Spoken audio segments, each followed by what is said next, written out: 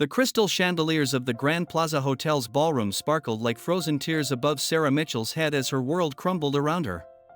Just moments ago, she had been the rising star of Mitchell & Associates, one of New York's most prestigious architectural firms, preparing to accept the Architectural Innovation Award for her revolutionary sustainable housing project in Brooklyn. Now, she stood frozen in the spotlight, her emerald green gown suddenly feeling too tight, as her mentor and father figure, Richard Harrison, systematically destroyed everything she had worked for in the past 5 years. "Ladies and gentlemen," Richard's voice boomed through the microphone, his silver hair catching the light as he addressed the crowd of New York's elite. "I regret to inform you that the project we're gathered to celebrate tonight is built on a foundation of lies." The murmurs rippled through the crowd like waves in a poisoned pond. Sarah's heart thundered in her chest as she watched the man who had guided her career since graduation transform into her executioner. The innovative designs Ms. Mitchell claims as her own were actually stolen from our international partners. "We have irrefutable evidence that she accessed confidential files and repurposed them as her own work." Richard's steel-gray eyes met hers across the room, showing no hint of the warmth they had held just hours ago when he had congratulated her on her achievement. From the corner of her eye, Sarah caught sight of Richard's son, James Harrison, standing in the shadows with a slight smirk playing on his handsome face. The same face that had smiled at her over countless late-night planning sessions, the same lips that had kissed her just last week, promising forever. Now she understood, it had all been a carefully orchestrated trap. "That's not true," Sarah's voice cracked as she stepped forward, but her protest was drowned out by the growing chorus of whispers and judgmental stares. Her phone buzzed incessantly in her clutch, no doubt news outlets already picking up the story of her supposed plagiarism. Among the sea of accusatory faces, she found her younger sister Emma's horrified expression. Emma, who had just started her internship at Harrison Construction, their parent company. The realization hit Sarah like a physical blow. This scandal wouldn't just destroy her career, it would affect her entire family. "Security will escort Ms. Mitchell from the premises," Richard announced with cold finality. "The proper authorities have already been notified." As two men in black suits approached her, Sarah caught a glimpse of Clara Thompson, Richard's executive assistant, clutching a folder to her chest with trembling hands. Their eyes met for a brief moment, and Clara quickly looked away, guilt written across her features. The walk of shame through the ballroom felt endless. Designer dresses and expensive suits parted before her like the Red Sea, no one wanting to be associated with her disgrace. The clicking of her heels against the marble floor echoed like gunshots in the sudden silence. Just before reaching the exit, she heard James's smooth voice behind her, "Such a shame. She had such promise." The false sympathy in his tone made her stomach turn. Outside in the cool September air, Sarah's mind raced. She knew she hadn't stolen anything. Every design, every innovation had come from countless sleepless nights and years of research. But Richard and James had planned this perfectly. Her access to the company servers, her close relationship with James, even her mentor-mentee relationship with Richard had all been weaponized against her.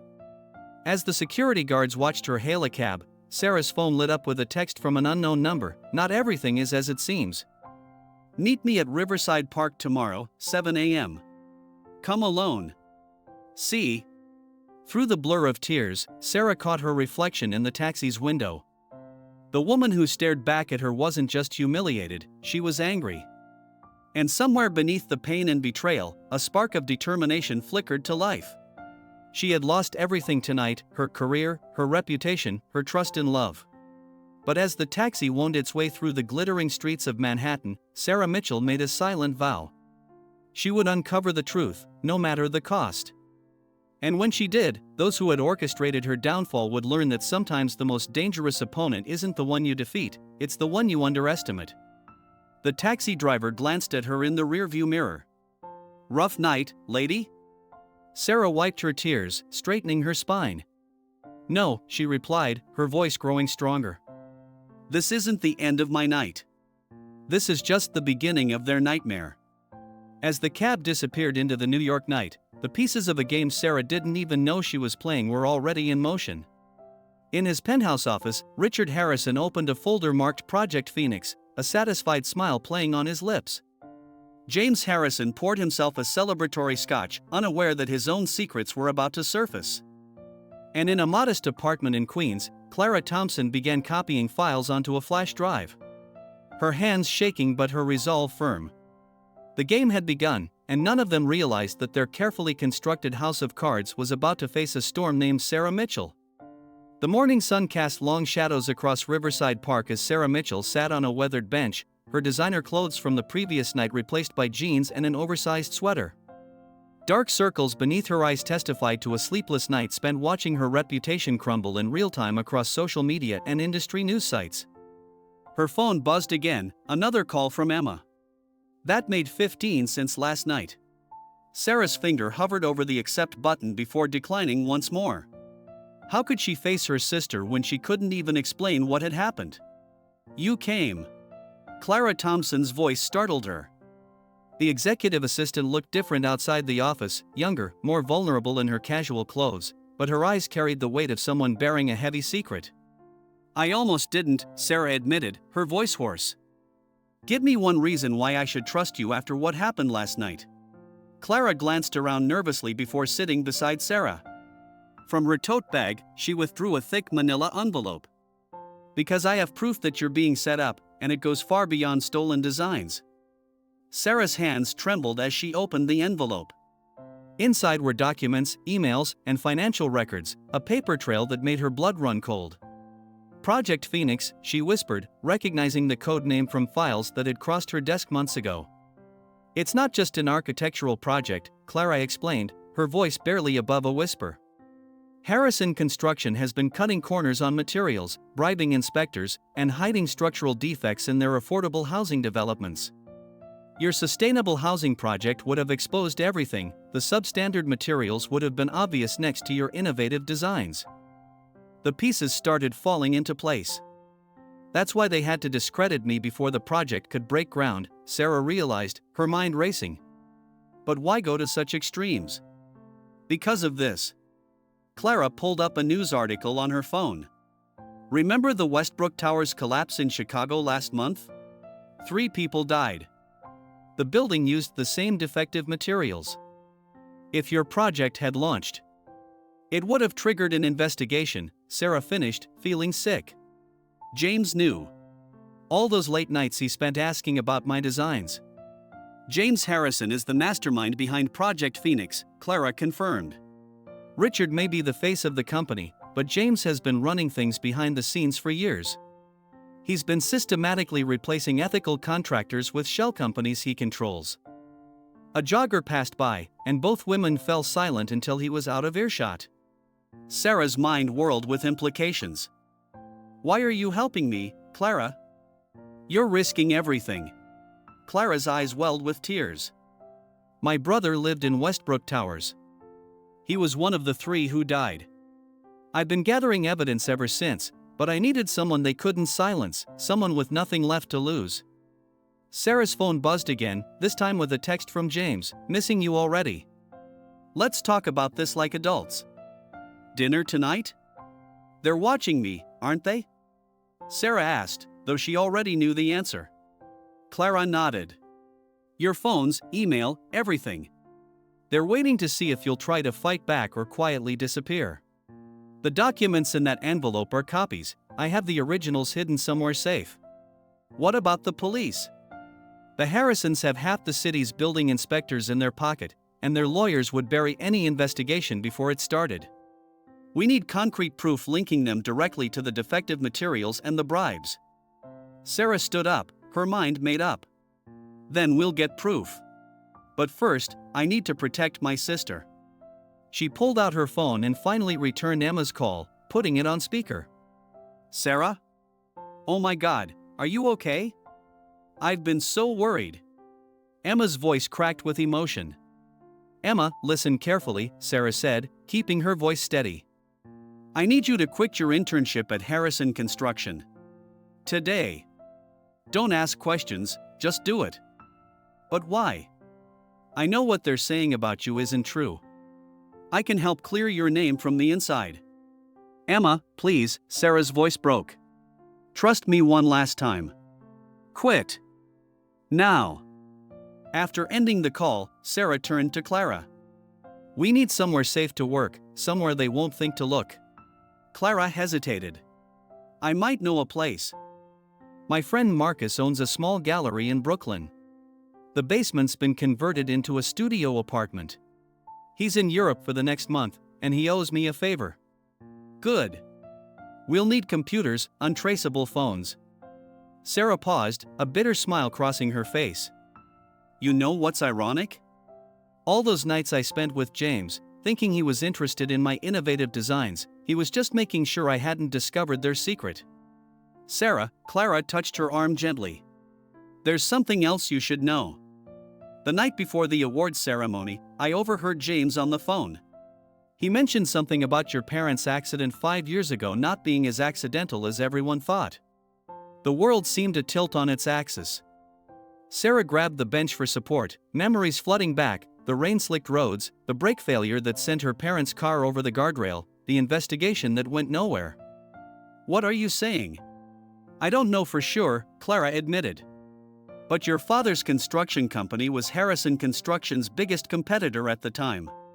Right after the accident, Richard Harrison swooped in to mentor you, keeping you close.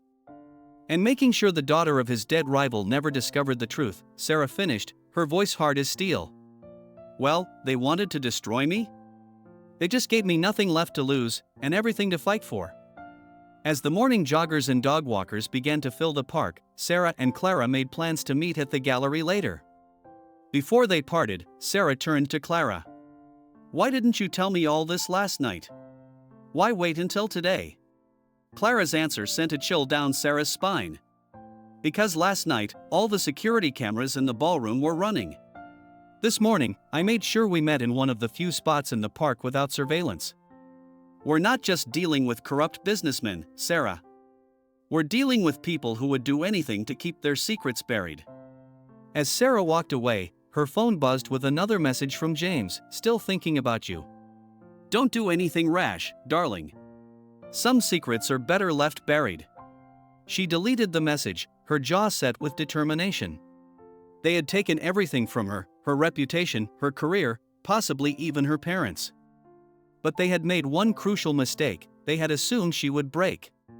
Instead, they had given her purpose. The game wasn't over. It was just beginning. In his corner office, James Harrison watched the security footage from Riverside Park, frowning at the grainy images of two women meeting on a bench. Behind him, Richard Harrison paced nervously. Are you sure about this, son? If Mitchell starts digging. Relax, Dad, James smiled, though it didn't reach his eyes. By the time she figures out what's really going on, it'll be too late. Much too late. The Brooklyn Art Gallery's basement apartment was a far cry from Sarah's luxurious Manhattan loft, but it offered something far more valuable, anonymity. 3 days had passed since her world imploded, and she'd spent every moment piecing together the puzzle of Harrison Construction's corruption. Look at this, Clara said, spreading documents across the makeshift workspace they'd created. All the shell companies James created trace back to a holding company in the Cayman Islands called Phoenix Global Ventures. Sarah pushed aside her untouched coffee, studying the papers through tired eyes. The same name as Project Phoenix. He's not even trying to hide it, he's just betting no one will connect the dots. A knock at the door made both women freeze. Clara reached for her pepper spray, but Sarah held up a hand, recognizing the pattern, 3 quick taps, too slow. She opened the door to reveal Emma, looking nervous but determined. I did what you asked, Emma said, stepping inside. I quit the internship. But you owe me an explanation, Sarah. And I think I have something you need to see. From her bag, Emma produced a thumb drive. Before I left, I made copies of some weird invoices I found. They didn't match our official records, and she stopped, noticing Clara. Who's she? After quick introductions and a briefing on their investigation, Emma's face had gone pale. Oh my God. The Westbrook Towers. I was reviewing those material specs last week. James said it was for historical reference. Sarah pulled her sister into a tight hug. I'm so sorry I dragged you into this. But you're safer knowing the truth. There's more, Emma said, pulling back. Yesterday, I overheard James talking to someone named Maxwell Wagner. They mentioned something about taking care of the Mitchell situation like they did 5 years ago. The name hit Sarah like a physical blow. Maxwell Wagner, he was the detective who investigated our parents' accident. Clara was already typing on her laptop. Maxwell Wagner, retired NYPD detective. Now runs a private security firm that does special consulting for Harrison Construction. She turned the screen to show them a photo, a distinguished-looking man with cold eyes and a military bearing. He cleared the accident as mechanical failure, Sarah remembered, her voice hollow. Said the brake lines were corroded, that it was just bad luck. A notification popped up on Clara's laptop, an email from an anonymous account. The subject line made her blood run cold, "Your brother didn't die in vain." Inside was a single video file. The women huddled around the screen as Clara pressed play. The footage was grainy, security camera footage from what looked like a parking garage. A man they recognized as Wagner was talking to James Harrison, gesturing angrily. The video had no audio, but the date stamp was clear, the day before the Westbrook Towers collapse. "Can you clean up the image?" Emma asked, her engineering background kicking in.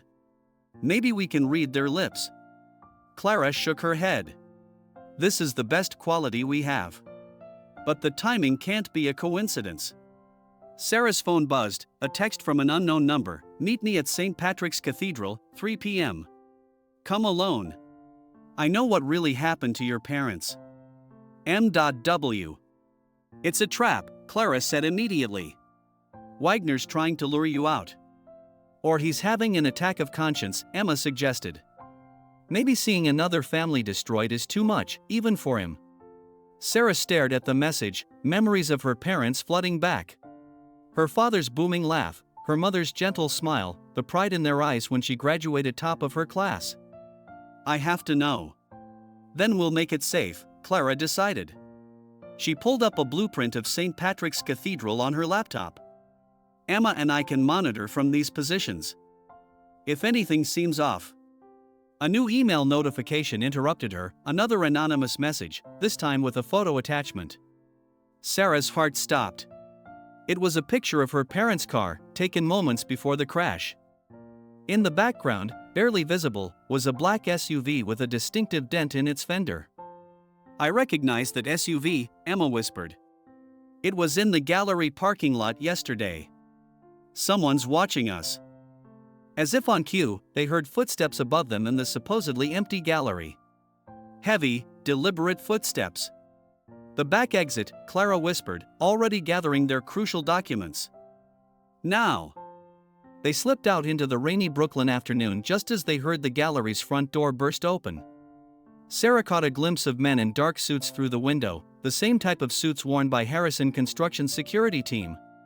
We need to split up, Sarah decided quickly. Emma, go to Aunt Patricia's in Connecticut. Clara, take the evidence somewhere safe. I'm going to that meeting. Sarah, no. Emma protested, but her sister cut her off. They're watching all of us now. We need to play their game, make them think they're in control. Sarah hugged her sister fiercely. I'll be careful, I promise. As they parted ways in the rain, Sarah's mind raced with possibilities. Wagner had helped cover up her parents' death, but now he wanted to talk. James was having them followed, which meant he was scared. And somewhere in the city, a black SUV with a dented fender held the key to everything. In the taxi to St. Patrick's, Sarah reviewed everything they'd learned. The defective materials, the bribes, the shell companies, it was all connected to her parents' death, but how? What had her father discovered 5 years ago that was worth killing for? Her phone buzzed again, James. Darling, I'm worried about you. Let's meet for dinner. We can work this out. She typed back, playing her part, maybe you're right. Give me a day to think? His response was quick, take all the time you need. I'm here for you. Sarah smiled grimly. James thought he was the spider, and she was the fly. He had no idea she was weaving a web of her own. St. Patrick's Cathedral loomed ahead, its Gothic spires reaching into the gray sky like accusing fingers. As Sarah paid the taxi driver, she caught sight of a familiar black SUV parked across the street, the same dented fender from the photo. Inside the cathedral, the air was heavy with incense and secrets. A few tourists milled about, their cameras flashing. Sarah moved to the designated meeting spot, a quiet corner near the confessionals. "Ms. Mitchell." Wagner's voice came from behind her. "Brave of you to come." Sarah turned slowly. The retired detective looked older than his photo, lines of stress etched deeply around his eyes. "You said you know what happened to my parents." Wagner glanced around nervously. "Not here. Too many eyes. There's a cafe 2 blocks." "No," Sarah cut him off. "Either tell me now, or I walk away and take what I know about the Westbrook Towers to every news outlet in the city." Something flickered in Wagner's eyes. Fear? Respect? "Your father wasn't just investigating substandard materials. He found evidence of something bigger. International money laundering, connections to organized crime." He paused, looking over Sarah's shoulder. "They're here. Run." Sarah spun around to see 2 men in dark suits entering the cathedral. When she turned back, Wagner was already moving quickly toward a side exit. "Wait," she called out, but he was gone. As she hurried toward another exit, her phone buzzed one final time. A text from Clara, "Found something in the new files. Your father had a secret office. 42nd Street, basement of the old public library. Keys in a book, Architecture of Truth." The game was changing. Wagner was scared, James was watching, and somewhere in a basement office, her father had left behind the truth that had cost him his life. Sarah Mitchell stepped out into the rain, her heart pounding but her mind clear. They thought they were hunting her, but she was done being prey. It was time to become the hunter. In his office, James Harrison watched the cathedral's security feed, his face dark with anger. She met with Wagner. "Find him." Richard Harrison paced nervously. "Son, maybe we should cut our losses. If she finds her father's files, then we'll deal with her like we dealt with him," James snapped. "No one will believe her anyway, she's already been discredited." But as he stared at Sarah's image on the screen, a flicker of doubt crossed his face. He had underestimated her once. He wouldn't make that mistake again.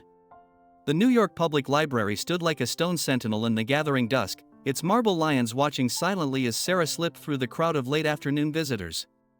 Her father had loved this place, often bringing her here on weekends when she was young. Now she wondered how many of those visits had been cover for his secret investigations. Architecture of Truth, she remembered the book well. It had been one of her father's favorites, though she'd never understood why such a basic text held such fascination for him. Now she knew. The rare books section was nearly empty when she located the volume, her hands trembling slightly as she opened it.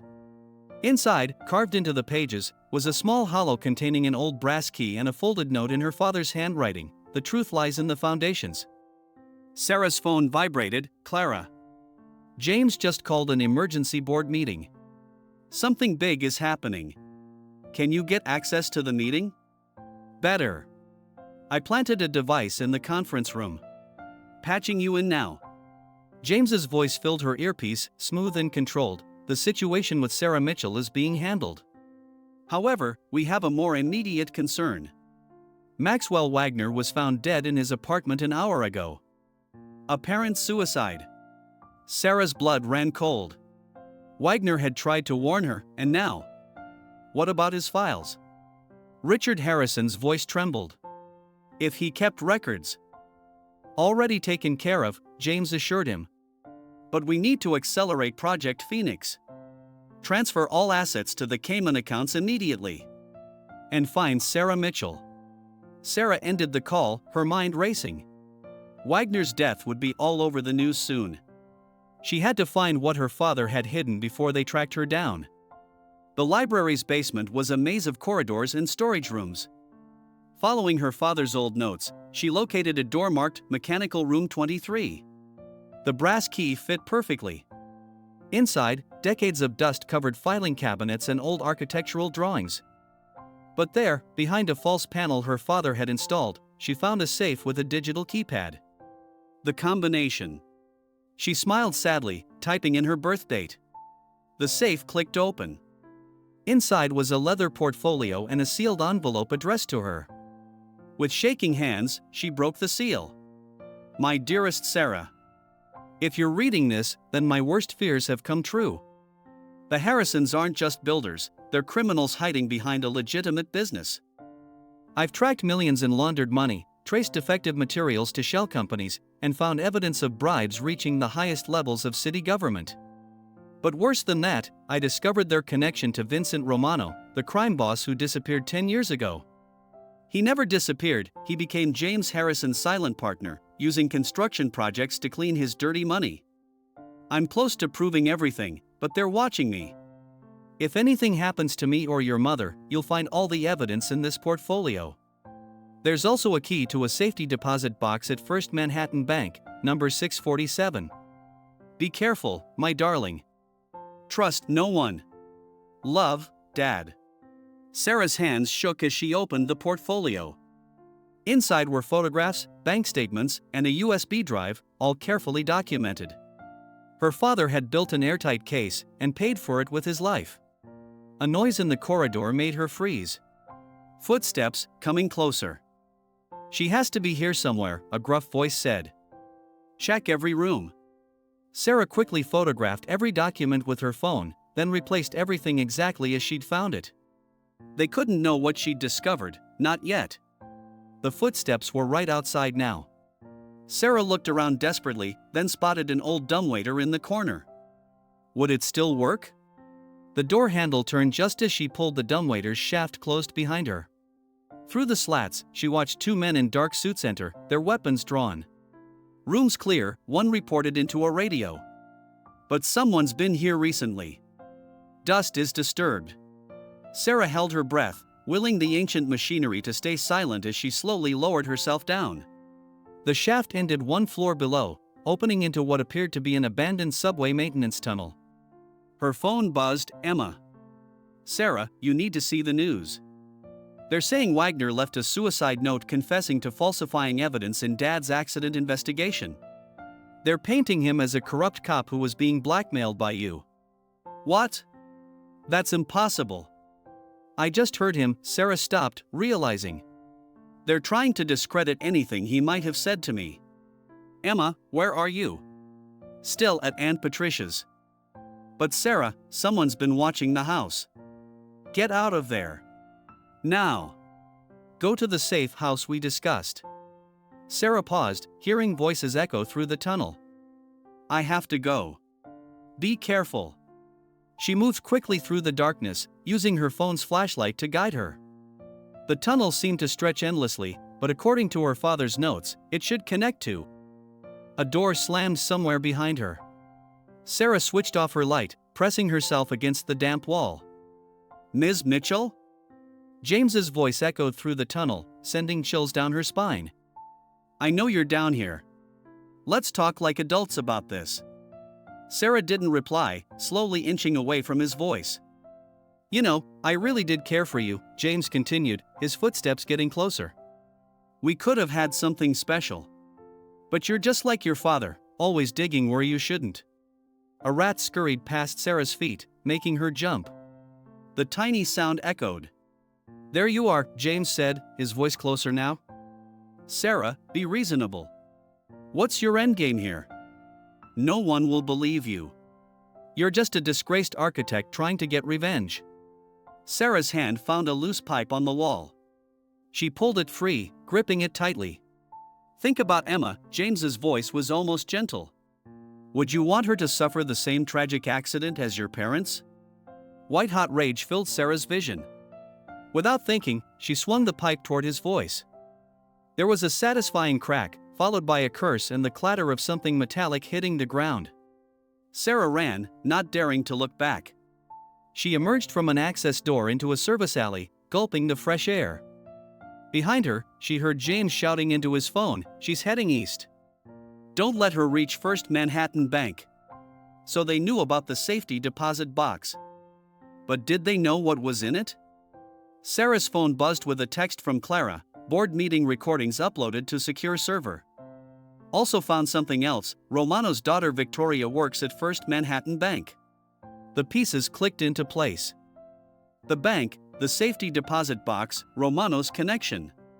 Her father hadn't just found evidence of their crimes, he'd found something they desperately needed to keep hidden. As she flagged down a taxi, Sarah caught sight of her reflection in a store window. Her designer clothes were covered in dust and grime, her hair wild, a small cut on her cheek she hadn't even noticed getting.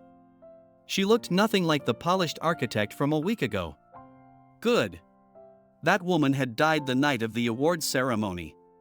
This woman, this warrior born of betrayal and justice, was just getting started. First Manhattan Bank, she told the driver, then added, take the long way. Her phone buzzed one final time, a message from James. That hurt, darling. Now it's personal. Sarah smiled grimly, touching the flash drive in her pocket. It always was, she whispered. In his office, James Harrison pressed an ice pack to his bleeding forehead, his eyes dark with fury. Find her. And get to that safety deposit box before she does. But for the first time since this began, there was fear behind his anger. Because Sarah Mitchell had just proved she wasn't running anymore. She was fighting back. First Manhattan Bank's marble lobby echoed with the click of Sarah's heels as she approached the safety deposit box department. She'd taken time to transform herself, borrowed clothes from a consignment shop, hair dyed a subtle auburn, colored contacts changing her green eyes to brown. Amazing how a few simple changes could make someone disappear in plain sight. Welcome to First Manhattan Bank. How may I help you? The woman behind the counter had perfect posture and a practiced smile. Her nameplate read Victoria Romano. Sarah's pulse quickened. So this was Vincent Romano's daughter, the connection between the mob and the legitimate banking world. She looked nothing like a crime boss's child, with her pearl necklace and conservative suit, but then again, that was probably the point. I need to access box 647, Sarah said, sliding her father's key across the counter. Mitchell family account. Victoria's smile didn't waver, but something flickered in her eyes. Of course. May I see your ID? Sarah produced the backup identification her father had left in the portfolio, documents she'd retrieved from another cache before coming to the bank. Sarah Mitchell. I'm the registered owner. Victoria examined the documents carefully, made a phone call to verify, then nodded. Everything seems to be in order. Please follow me. As they walked to the vault, Sarah's phone vibrated silently in her pocket, the signal that Clara's hack into the bank's security system was complete. They had exactly 7 minutes before the cameras came back online. You know, Victoria said conversationally as they entered the vault, I knew your father. He was a frequent visitor here. Really? Sarah kept her voice neutral. I didn't realize. Oh yes. In fact, he was here the day before his accident. Victoria's voice hardened slightly on the last word. Such a tragedy. They reached box 647. Victoria inserted her master key, gesturing for Sarah to use hers. The box slid out smoothly. I'll give you some privacy, Victoria said, stepping away but not quite leaving the vault. Inside the box, Sarah found exactly what she expected, and what she didn't. There was another USB drive, more documents, but also a single photograph that made her blood run cold. It showed a much younger Victoria Romano standing next to James Harrison, but it was the man between them that caught her attention, Maxwell Wagner, the detective who had just been found dead. Quite a photo, isn't it? Victoria's voice came from directly behind her. That was my wedding day. James was the best man. Maxwell gave me away, since my father couldn't be there publicly, of course. Sarah turned slowly. Victoria had dropped all pretense of the professional banker, her eyes hard as diamonds. So you're James's sister-in-law. Ex-sister-in-law, Victoria corrected. The marriage didn't last, but the partnerships did. Until your father started poking around. She sighed. He was a good man, your father. He actually gave me a chance to come clean, to help him expose everything. Said it wasn't too late to choose a different path. And now? Sarah asked, acutely aware of the security camera's countdown in her pocket. Victoria smiled sadly. Now it's complicated. James is unstable. The power's gone to his head. My father, well, let's just say he's not happy with how things are being handled. A commotion echoed from the lobby, raised voices, heavy footsteps. That'll be James's men, Victoria said calmly. You have about 2 minutes before they reach the vault. The question is, what are you going to do with them? Sarah's mind raced. You're helping me. Why? Because James killed Maxwell this morning. Max was family, he practically raised me after my mother died. And because your father was right. It's never too late to choose a different path. Victoria pulled out a key card. There's a service exit through the back of the vault.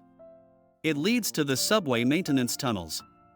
Sarah quickly photographed everything in the safety deposit box, then replaced it all exactly as she'd found it. They'll know you helped me. No, they won't. Victoria pulled out her phone, dialing quickly. Security? This is Victoria Romano. I have an intruder in the vault, Sarah Mitchell. She's armed and dangerous. She covered the phone.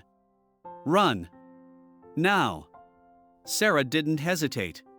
She swiped the keycard and slipped through the service door just as James's voice boomed through the vault. Where is she? Armed? Really? Sarah whispered to Victoria as the door closed. Victoria winked. Makes the security footage more dramatic. Go. And Sarah? Check your phone. I sent you something you'll need. The maintenance tunnel was better lit than the one under the library, with clear markers pointing toward the subway stations. Sarah's phone buzzed, a file from Victoria containing account numbers, dates, and most importantly, evidence of James's direct involvement in Maxwell Wagner's death. Another text came through, this one from Clara, Emma's safe. But you need to see this, James just called an emergency press conference. He's going public with evidence of your father's crimes. Sarah's jaw clenched. Of course, they were going to destroy her father's reputation just like they destroyed hers. Dead men couldn't defend themselves. Her phone rang, James himself. After a moment's hesitation, she answered. That was quite a performance at the bank, he said, his voice tight with controlled anger. Victoria says you had a gun. I didn't think you had it in you. There's a lot you don't know about me, Sarah replied coolly. Like how I know about your marriage to Victoria Romano. Tell me, James, does the board know about your mob connections? Or about Maxwell Wagner? A pause. What do you want, Sarah? Meet me. Tonight.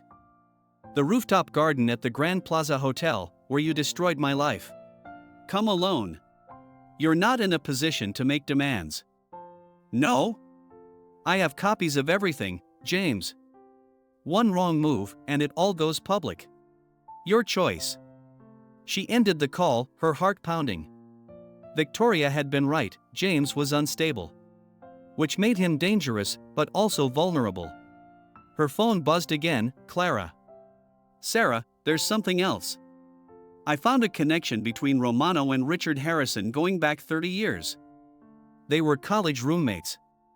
So Richard brought Romano into the construction business, Sarah mused. Probably thought he could control things, until James and Victoria's marriage created a direct line to the mob. Be careful, Clara warned. The press conference is in an hour. Once James publicly accuses your father of corruption, he won't get the chance, Sarah cut her off. Trust me. She emerged from the subway tunnel into the fading daylight. The Grand Plaza Hotel loomed ahead, its windows glowing gold in the sunset. The last time she'd been here, she'd lost everything. Tonight, she would take it all back. Her phone chimed with a text from Victoria. James is unstable, but he's also scared. Fear makes men stupid. Use that. Sarah smiled grimly. She'd spent the past week being hunted, running from shadows. But now she had evidence, allies, and most importantly, nothing left to lose. In his office, James Harrison stared at the speech his PR team had prepared, detailing Thomas Mitchell's alleged crimes. But his hands were shaking slightly, and the bruise on his forehead from Sarah's pipe attack throbbed with his rising blood pressure. The press is waiting, Richard reminded him nervously. Son, are you sure about this? If she really has evidence. She's bluffing, James snapped, but doubt crept into his voice. She has to be. His phone buzzed, a message from Sarah containing a single photo, James and Victoria at their wedding, with Maxwell Wagner standing between them. Below it was a simple message: the truth always comes out. See you tonight.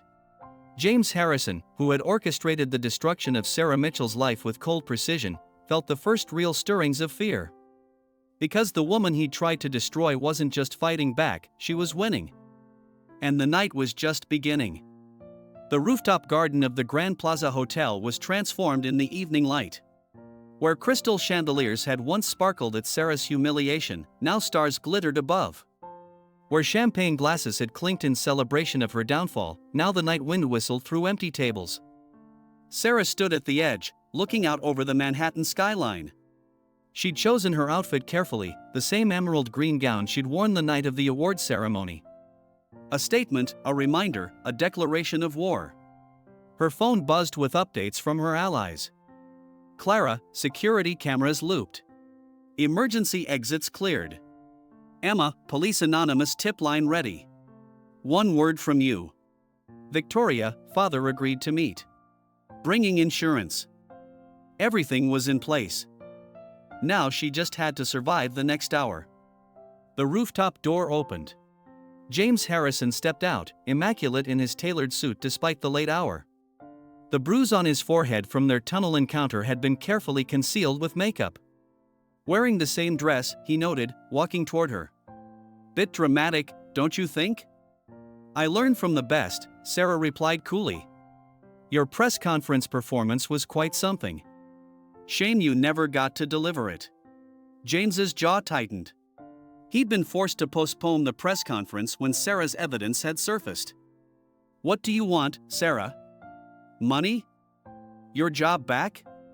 Name your price. I want the truth. All of it. Starting with my parents. The truth? James laughed, but there was an edge of hysteria to it. The truth is your father was a self-righteous fool who didn't understand how the real world works. Yes, we use cheaper materials. Yes, we launder money. But we also build homes, create jobs, keep the economy moving. The world needs people like us. People like you? Sarah's voice was ice. People who murder innocent people to protect their secrets? I didn't kill your parents, James snapped. That was Maxwell's call. He got nervous when your father started asking questions. I just didn't stop it. And now Maxwell's dead too. He was weak. Started talking about conscience, about making things right. James moved closer, his eyes fever bright. But you're different, aren't you? Stronger. Smarter. We could still make this work, you and I together, we could. Step away from her, James. They both turned. Richard Harrison stood in the doorway, looking older than Sarah had ever seen him. Behind him was Victoria Romano, and beside her, a tall man with cold eyes that left no doubt about his identity, Vincent Romano himself. Dad? James's composure cracked slightly. What are you doing here? Cleaning up your mess. Again. Richard's voice was tired. It's over, son. The board knows everything. They're cooperating with the authorities. You told them? James's voice rose to a shout. Your own son? No, Victoria stepped forward. I did. After you killed Maxwell, I went to my father. Showed him everything, the embezzlement, the murders, all of it. Vincent Romano spoke for the first time, his voice surprisingly soft. You broke the rules, James. Business is business, but family? Maxwell was family. So what now? James's hand moved toward his jacket. You're all going to testify against me? Turn state's evidence? No one needs to testify, Sarah said quietly. She held up her phone.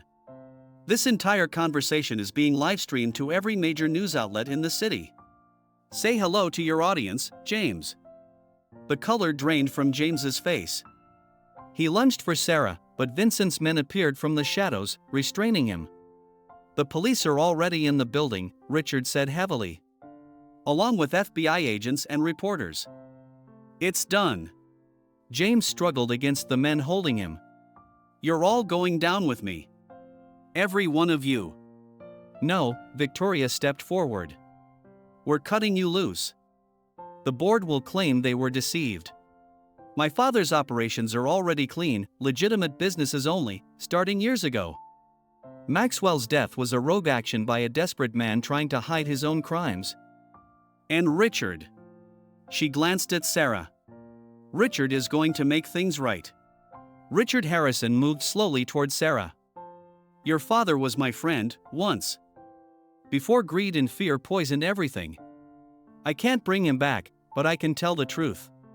About the accident, about your designs, about all of it. Sarah felt tears threatening but held them back. Why now? Because he reminded me of what I used to be. Richard nodded toward Vincent Romano.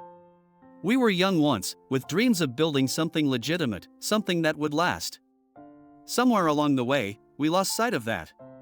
But it's not too late to choose a different path. James let out a wild laugh. You're all so pathetic. Playing at redemption when your hands are just as dirty as mine. Sarah, darling, do you really think they're any better than me? No, Sarah met his eyes steadily. But they're trying to be. That's the difference. The rooftop door burst open as FBI agents swarmed in, followed by police officers. James was still laughing as they handcuffed him, reading him his rights. Ms. Mitchell? An FBI agent approached her. We'll need your statement. Sarah nodded, but her attention was on her phone. Messages were pouring in. Emma, it's all over the news. You did it. Clara, board members confirming everything.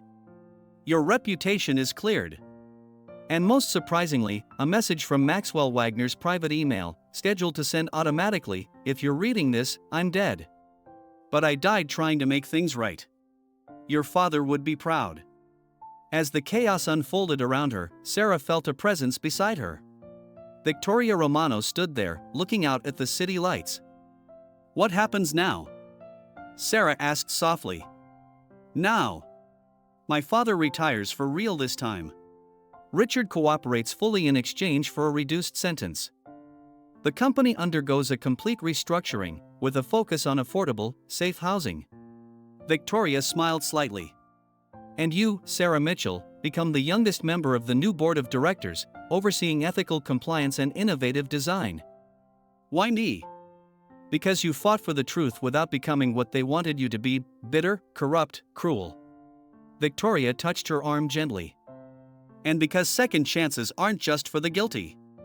Sometimes the innocent need them too.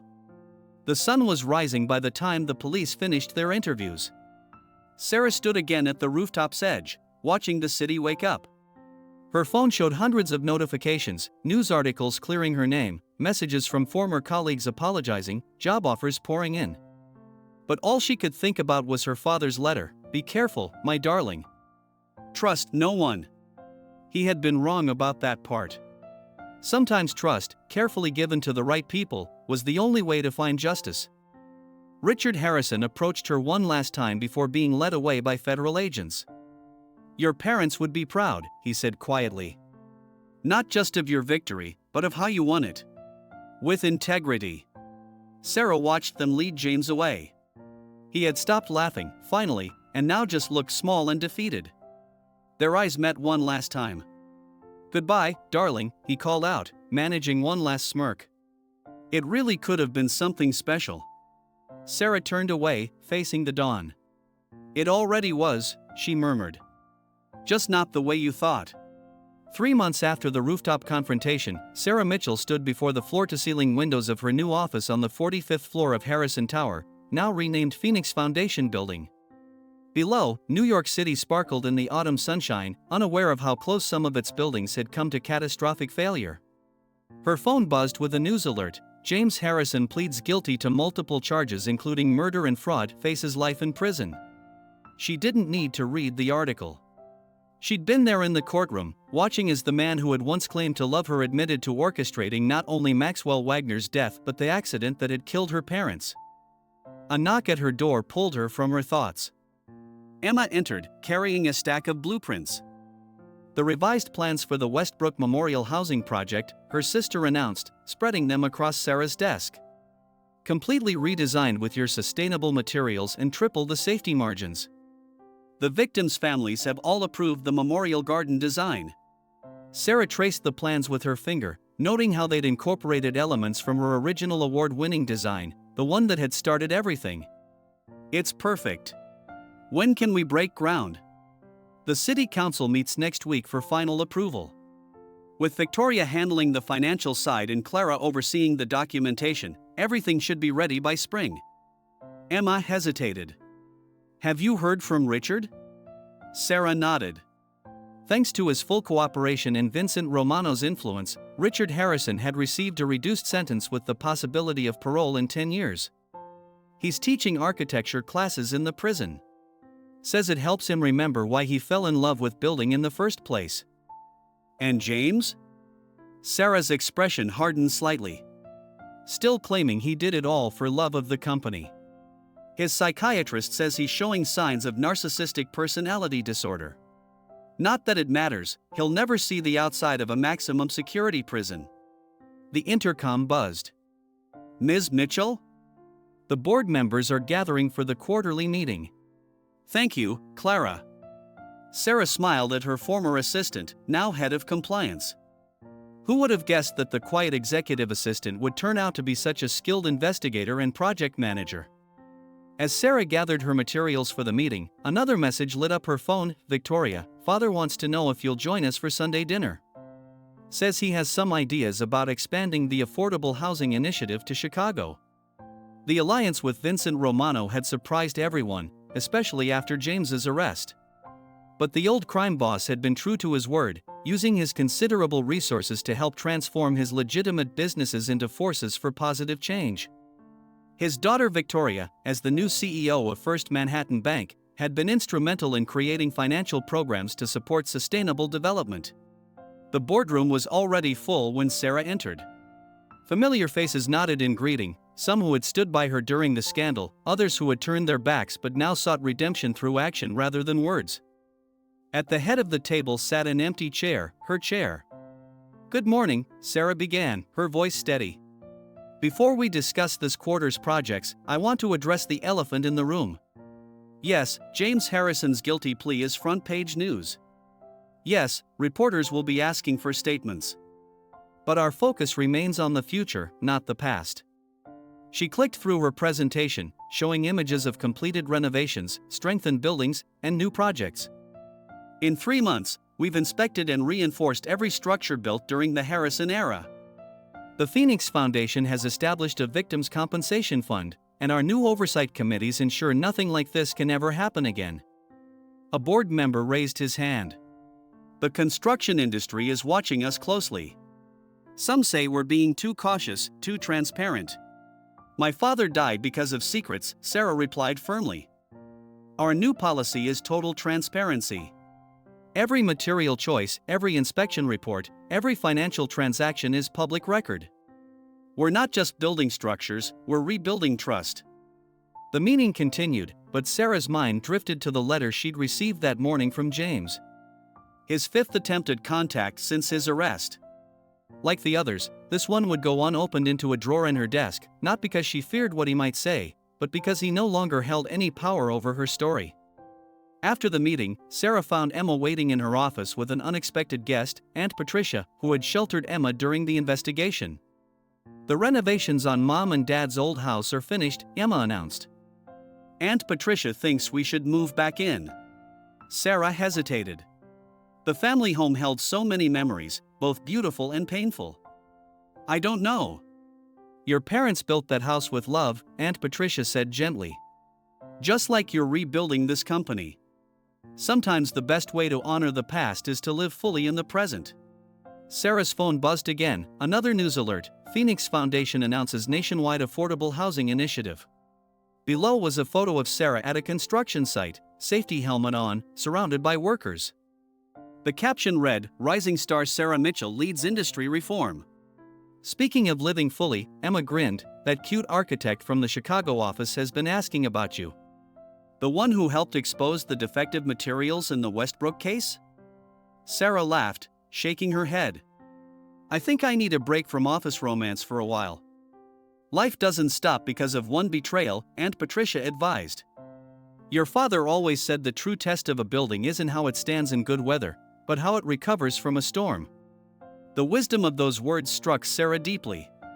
She had survived her storm, emerging stronger but not harder, wiser but not cynical. The woman who had stood trembling in an emerald green dress as her world collapsed was gone, replaced by someone who understood that true strength came not from power or revenge, but from using pain to fuel positive change. Later that evening, as the office emptied, Sarah stood again at her window. The city lights blinked on one by one, each representing countless lives touched by the buildings they created. Her phone lit up with one final message, an email from Maxwell Wagner's widow. Max would be proud of what you've accomplished. You've turned tragedy into triumph, just like he hoped you would. Sarah touched the window gently, her reflection overlaying the city beyond. In the glass, she could almost see her parents standing behind her, their faces proud and peaceful. She had avenged their deaths not through destruction, but through creation. Not through hatred, but through reform. The intercom buzzed one last time. Ms. Mitchell? The architectural students from Columbia are here for their tour. Sarah smiled, gathering her things. This was her favorite part of the week, sharing her passion for ethical architecture with the next generation, ensuring that the lessons learned from this tragedy would never be forgotten.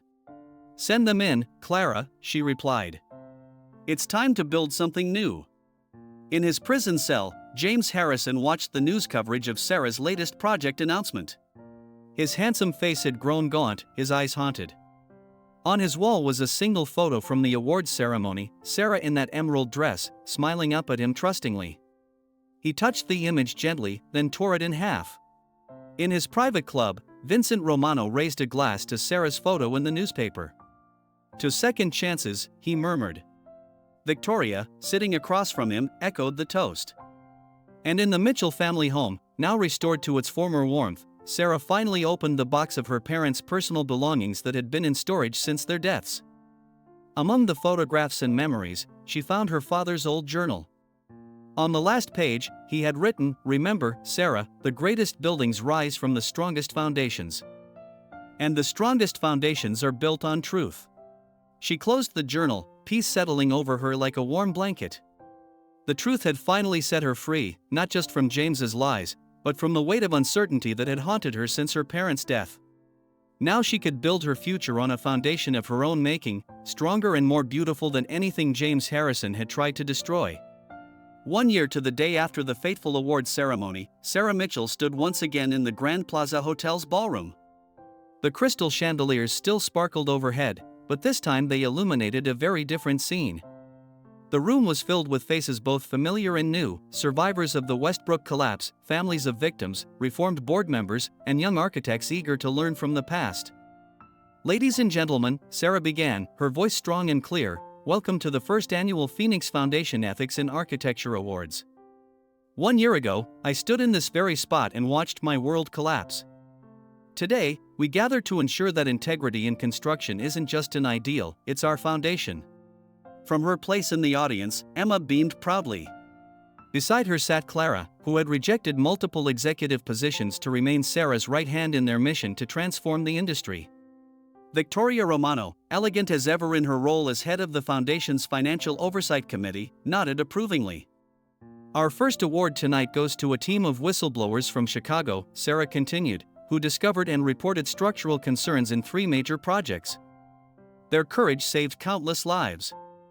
As she presented the award, Sarah caught sight of David Chen, the Chicago architect Emma had teased her about. He smiled warmly, and for the first time in a year, Sarah felt her heart flutter with possibility. They had worked closely together on the reform initiatives, and his dedication to ethical architecture matched her own. Perhaps Aunt Patricia was right about not letting one betrayal close her heart forever.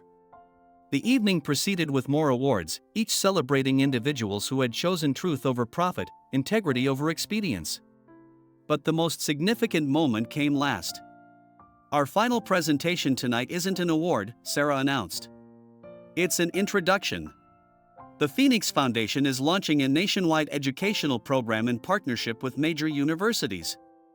The Thomas and Margaret Mitchell Scholarship for Ethical Architecture will ensure that the next generation of builders understands that their responsibility isn't just to create structures, but to protect the lives within them. As she spoke, the screens behind her displayed images of her parents, young and smiling, standing before their first major project. My father once told me that every building tells a story. Tonight, we begin a new chapter. After the ceremony, Sarah found herself back on the rooftop garden where James had been arrested. The night was clear, the city lights competing with the stars above. Mind if I join you? David Chen's voice was gentle. He handed her a glass of champagne. Quite a different scene from last year. Sarah smiled, accepting the glass. Sometimes I wonder what would have happened if I'd never discovered the truth. If I'd just accepted James's lies and moved on. You wouldn't be you if you had, David replied simply. Your father's daughter, through and through. A comfortable silence fell between them, broken by the arrival of Emma and Clara. Just got word from the prison, Clara announced. Richard Harrison's testimonies have led to investigations in 3 more cities. Construction companies across the country are voluntarily submitting to ethical audits. And James? Sarah asked, though she already knew. She had stopped reading his letters months ago, but Clara kept track of everything. Still writing letters, Emma answered. But the psychiatric evaluation confirmed what we suspected. He's incapable of genuine remorse. Everything was always about control for him. Sarah nodded, unsurprised. And how's our special project coming along? Clara grinned. The renovation of the Westbrook site is ahead of schedule. The memorial garden will be ready for the spring dedication. Vincent Romano himself donated the funds for the children's playground. The mention of Romano brought a thoughtful smile to Sarah's face.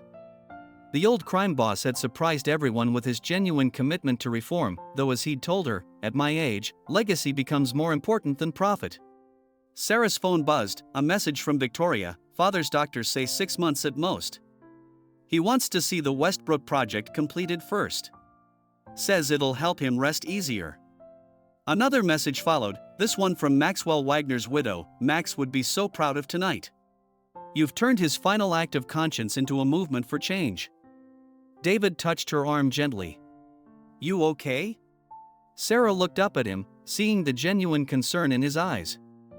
Unlike James's calculated charm, David's warmth was real, unforced. I'm better than okay, she replied honestly. For the first time since my parents died, I feel like I'm exactly where I'm supposed to be. Speaking of being where you're supposed to be, Emma interrupted with a grin. David's Chicago team is expanding their sustainable housing initiative. They could use a consultant with experience in ethical oversight. Sarah laughed at her sister's unsubtle matchmaking. Subtle, Em. Very subtle. She's not wrong though, David said quietly. We could really use your expertise. And Chicago's lovely in the spring. Before Sarah could respond, Clara's tablet chimed. Sarah, you need to see this. The FBI just arrested 3 more executives connected to James's scheme.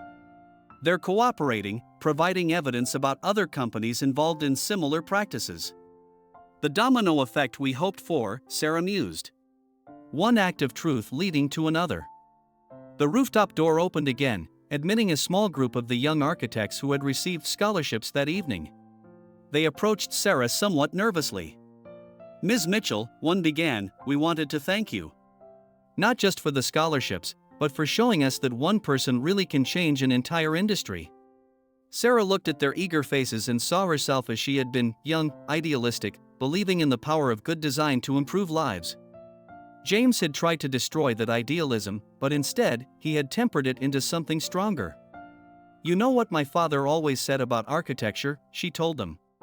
He said every building is a promise to the future. Our job isn't just to design structures, it's to keep those promises. Later that night, as the party wound down, Sarah found herself alone on the rooftop once more. She took out the last unopened letter from James and, without reading it, tore it into pieces. The wind caught the fragments, carrying them away into the night. David appeared at her side, offering his jacket against the cool air. "Ready to head out? I know a great late-night coffee shop." Sarah looked at him, really looked, and saw not James's calculated perfection, but something real and warm and honest. "You know what? I think I am ready." As they left the rooftop together, Sarah glanced back one last time. A year ago, she had left this place in tears, her world shattered. Tonight, she walked away stronger, surrounded by true friends and possible love, her parents' legacy not just preserved but transformed into a force for positive change. In his prison cell, James Harrison watched the news coverage of the Phoenix Foundation Awards. His handsome face had grown hard and bitter, his eyes cold as he stared at Sarah's image on the screen. But she was beyond his reach now, beyond his power to hurt or control. In the streets below, the buildings of New York stood tall and strong, their foundations reinforced not just with steel and concrete, but with the truth Sarah had fought so hard to expose. And somewhere, she liked to think, her parents were smiling. Sarah Mitchell had entered the Grand Plaza Hotel a year ago as a victim. She left it tonight as a victor, not through revenge or hatred, but through the power of truth, integrity, and the courage to rise again after falling. The story that had begun with public humiliation had ended with public vindication. But more than that, it had ended with private peace, the kind that comes from knowing that sometimes the greatest victories are won not by destroying your enemies, but by building something better in the ruins they leave behind. As Sarah and David walked through the glittering Manhattan night, she felt the last weight lift from her shoulders. She was ready for coffee, for Chicago, for whatever came next. Because sometimes the most beautiful structures rise from the ashes of what was destroyed. And Sarah Mitchell had always known how to build beautiful things.